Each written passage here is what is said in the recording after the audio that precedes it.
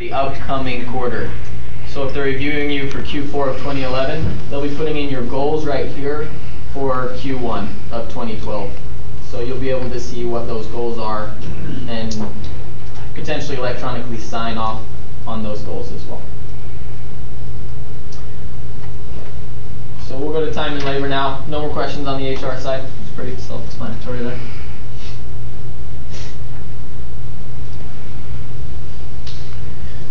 All right. The top part is actually the most beneficial to you because, all right, sorry, I forgot to change something.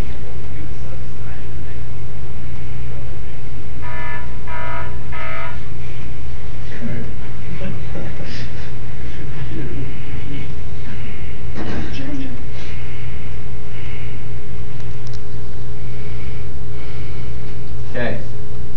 So right here at the top is where you're just going to be punching in and punching out.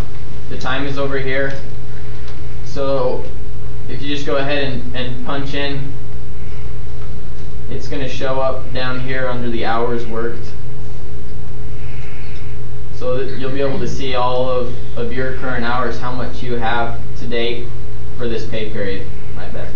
Make sure you're on the right pay period because sometimes it'll seem as if you're not clocked in because you're on the wrong pay period, so make sure you're on the right pay period. Some managers will actually create a schedule, and so I know that Kristen has schedules and she can actually assign you to specific schedules, and so you'll be able to see what the schedule is here. For a lot of these things you actually won't need them, so if you just push the X you can get rid of it as far as the pay adjustment, benefits, personal information. We're working on you being able to request time off. You don't have any PTO, but you can still request it the same way as a full-time employee, and that will go to the manager to approve. Unpaid, but it'll go through the same way. And if you're going to do it one day, make sure the start and end date is the same day. So if it's the 16th, make sure it's the same day on the 16th.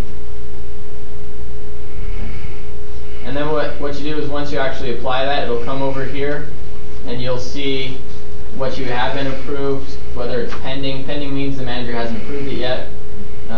They can deny it. Partial means is if you've applied for 3 different days of PTO and they only accept 1 of the 3 days, or they accept 2 of the 3 days, that's a partial. So that's what it might come back as. If your manager doesn't do a schedule, you can just also get rid of that.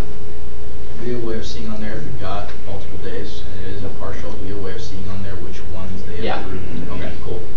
I'm sure it'll be apparent when we see it. You'll be able to click on it like that, and it'll come up, and it'll say which ones have been accepted, which ones haven't. Thanks.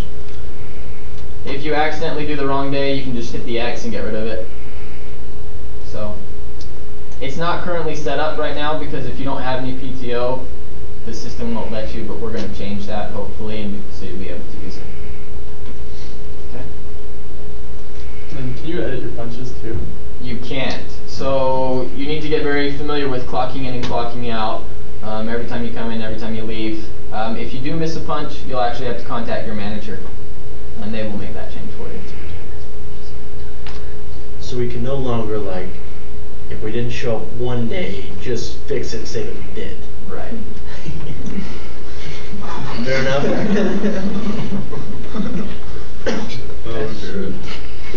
Something, is that something that just the system does not provide functionality, or is that something you guys just elected not to? That's something we elected. Because the only issue that I have with it, is if my lunch goes long, I go in and I adjust it to show according, like, I kind of get a paid 30-minute break for a 6-hour shift. But if my lunch goes to 45, when I get back, I come in and I clock out 15 minutes prior and then clock back in when I got in. That's the only reason that I use it, and it's very helpful for me, but that's just me. It's an individual thing. I don't know if other people have similar. So that would just be my one point of feedback. Take it or leave it, probably leave it, that's fine. You have a 30-minute paid leave for lunch, is that what you said? 6-hour shift, you get the 30-minute paid break. Okay. And 7 hours is 45 minutes. Okay, that would be with your manager. You'd have to discuss and see what his recommendation is. Clock out early or something like that. Yeah. Something like that. Okay, cool, thanks. Or you can contact your manager and say, well, it went over, instead of 30 minutes, it was 45, can you change things? Okay. The little blue guy up here is if you accidentally push the X on the wrong one, you can actually maximize it again so you can see it again. Alright, that's it. Any other questions? When does this take effect? 16th. So Monday. Just at a point from an IT guy, guys, don't shut your computer down overnight.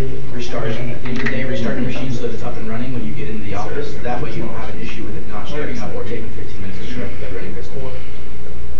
So restart at the end of the day instead of shutting